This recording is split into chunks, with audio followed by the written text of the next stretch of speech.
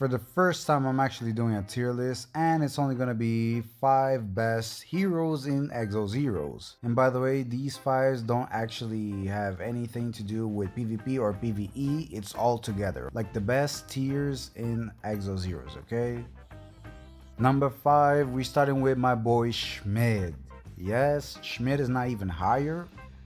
I am actually debating why if I should put him at number 4 or number 3. He can't be higher than those other ones. Probably it could. Let me be honest here, it could. But Schmid is gonna be number 5 mostly because he has pretty much everything and he can be used everywhere. Believe me, he can be used everywhere. Let's talk a little bit about his passive. The most prominent part of his passive is the fact that he has prey. A master's footsteps is what he gives to his own allies if they have lower defense than him, and then he gets prey. A prey is basically when he attacks with his auto attacks or with a skill on the enemy team, he inflicts them with prey, which you can get reset for 1 round every single unit that attacks it.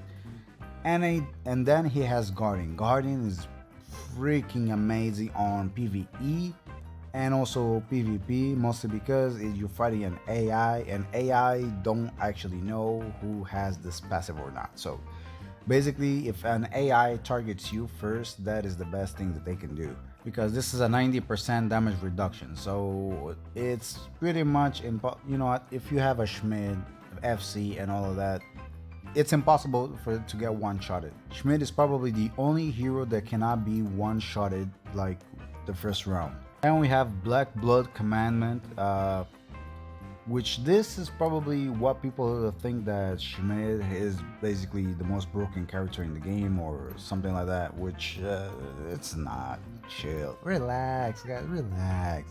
It's not, mostly because Tantalo can still, give immunity to everybody. So it's not like it so it's not like he actually stops immunity, period. No, it's just it gives you a really freaking big debuff. Yes, for 15 turns, which is also freaking broken. But still, even though he has this debuff, it can be countered with depending on how much buff you have on your characters. You may not even see a debuff on your team if their signature force is boosted up to high heavens and core memory and all of that. You will literally not even see this debuff, but it still will be there because it's still 80%. 80% is a lot, okay? 80% is a freaking lot. And then it has Fate of Destroyer, which, well, let's be honest here, if you have a Bathory, this move most likely will never proc. So, but what it does, if you kill a target with your second skill, which is this one, you get a condemn mark, which gives you a possibility of breaking 2 guardian stones for free, basically an auto attack or a skill that you can use with your first one. That is an AoE and a lifesteal. By the way, the lifesteal is pretty amazing, but then again, it's a lifesteal. Chill. And then it gets a reset. So if your Schmid is fully unleashed potential, he can probably use this move twice on 1 round. So that is also pretty good, and it does a lot of damage. So yeah, this one is the most burst damage in the game, so single target. He's a pretty awesome nuker. And that's all I have to say about our boy Schmid. Oh, by the way, I almost forgot. In terms of synergy, yes, synergy, he goes with any freaking team. Synergy, he's probably like a Tantalo and a Rera, not as much as a Rera because, but synergy, he goes with everybody. It's actually getting really difficult to decide who's gonna be number 4, so I just decided right now that number 5 is going to be Bathory. Even though I did not want to put her in this top 5 tier list, but I had to put her mostly because, Schmid is actually apparently better than all of the top 4s that I was going to put, so I have to bump Schmid up. So yeah, Schmid now is number 4. Number 5 comes in Bathory, just because, Tranquil, let's be honest here, is just Tranquil. And the fact that she's one of the characters that has the most base attack. There's also two other characters that have the same base attack as her, but she's the most bursty character currently. AoE, by the way, it's AoE. But besides Tranquil and the fact that everybody, you know, this is difficult. Number 5 is actually me. I'm picking between Bathory and Dorka. Yes, Bathory and Dorka. I'm mixing with her with those two, and also Rudely. But the fact is, these characters triumph a lot better if they have the commandments or the mark of a general. Well, only Rudely, but Rudely is way better with a mark or without a mark. He's really freaking good. The number 5, I will actually just leave Bathory / Dorka. Let's get into the top 3, and that is my boy Tantalo. I don't know why I said my boy, because I hate this person with a passion. Literally, Tantalo is the bane of existence of my hatred to this game. Despite him having a slash nerf, because you know they put nerfs in terms of heroes, which they still nerf reset. So I don't know what they mean. They nerf reset, but they didn't nerf this freaking this abnormal amount of positivity. So Tantalo, the reason why he's number 3, besides the fact that he has damage immunity, which is a big deal, let me be honest here, he still has overtime effect, decreases critical damage of a target by 300%. Did you know that? Did you know he could actually decrease your critical damage to 300%? No, you didn't, right? Of course you didn't. Because this is actually pretty freaking a big deal. And now we have his first skill that is an AoE attack. By the way, the reason why I didn't finish reading his passive is because of this skill right here. His first skill, this is an AoE damage, and he also has a poison over time attack, which also increases all allies attack and also block. When I say this character has everything, I'm not lying. He has buffs. He buffs your block and attack. And also, the reason why I didn't read the rest of his passive is because of this. The Hard Strike. Normally, the Banga family needs to attack you 3 times in order to, you know, proc this passive. But because no Banga family has a ability, well, now we have this boy over here.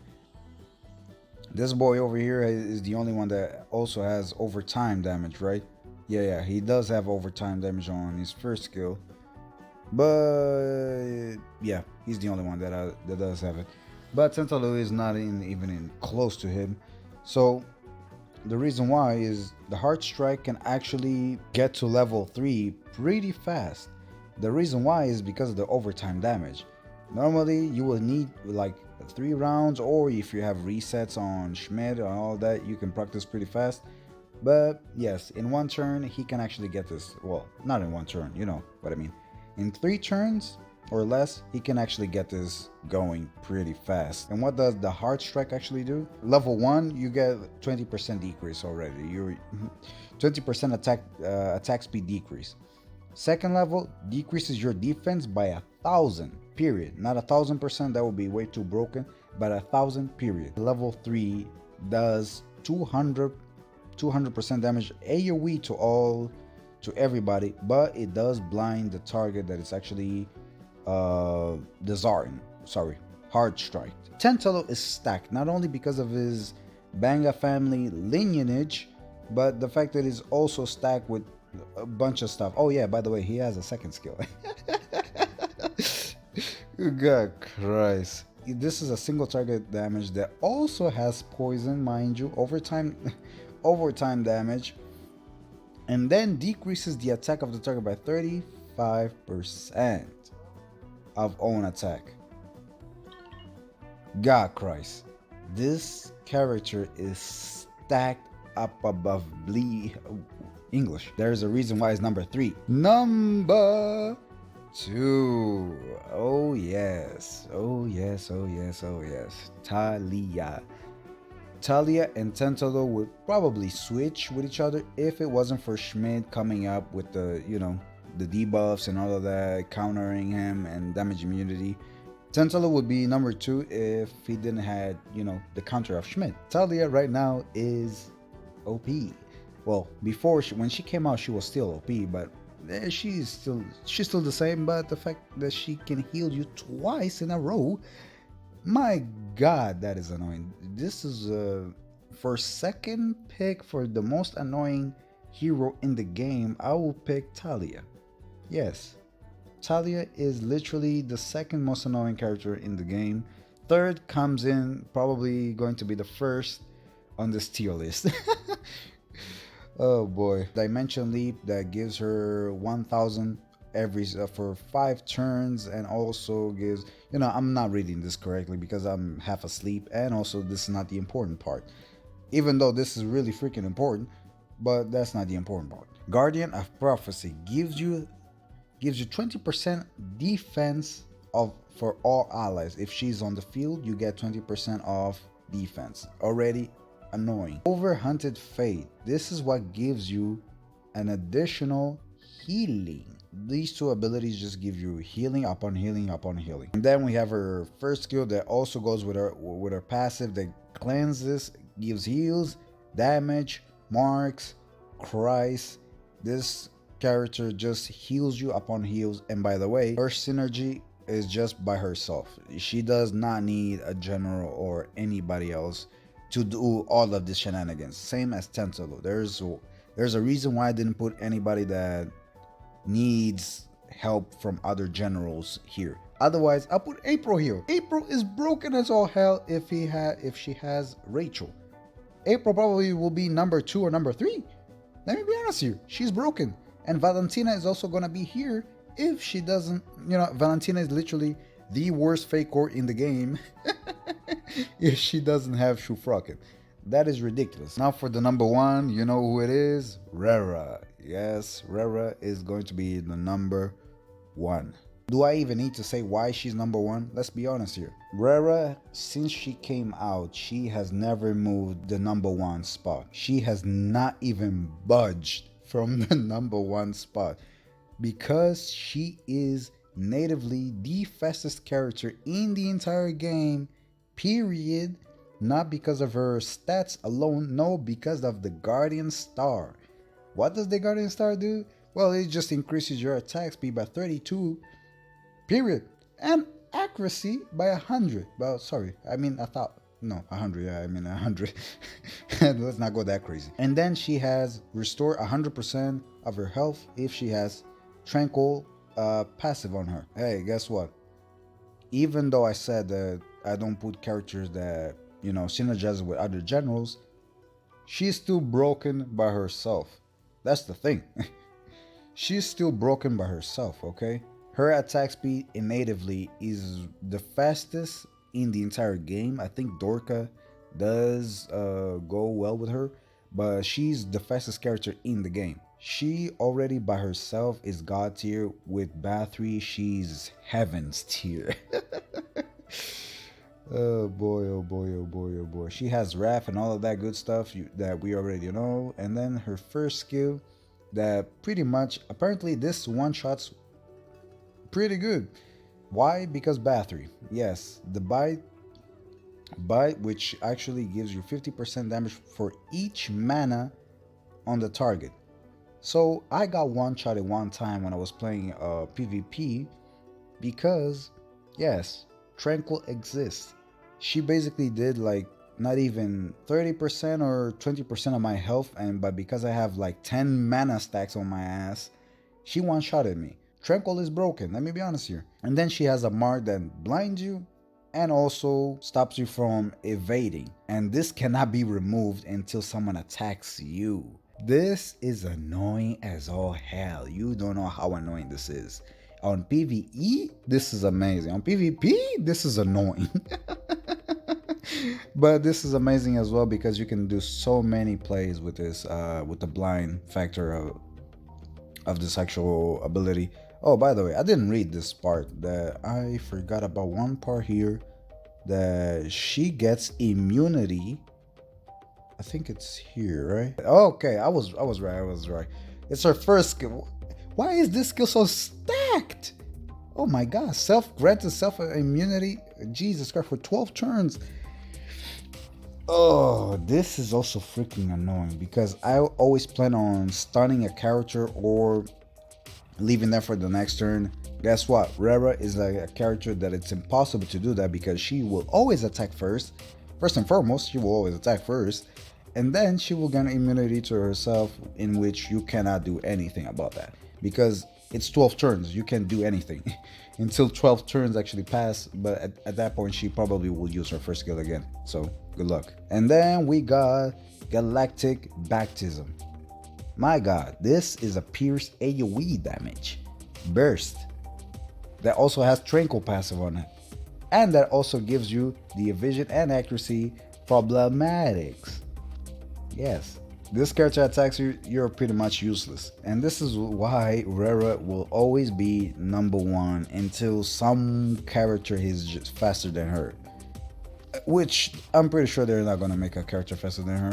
That's why she's still here. I am not editing as much as before, mostly because I just realized something about YouTube and myself as included, because I've been literally giving you guys the best editing that I could probably give to you, but apparently that's not what it actually making me grow on YouTube, mostly because you guys are enjoying it. Let me not get that wrong. You guys are enjoying it, but it's not actually giving me awareness to my content and all of that. So I will be downgrading the editing on my videos. Apologies for the people that actually enjoy the editings. My god, the best part when I actually record is the editings, okay? I have a lot of fun editing, but apparently I will bring you more content if I don't spend, like, I don't know, 8 hours editing or 5 hours, which is normally the time that I actually take. So right now I am actually going to downgrade that part. But hey, I hope you guys enjoyed this video. Now, see you on the next one.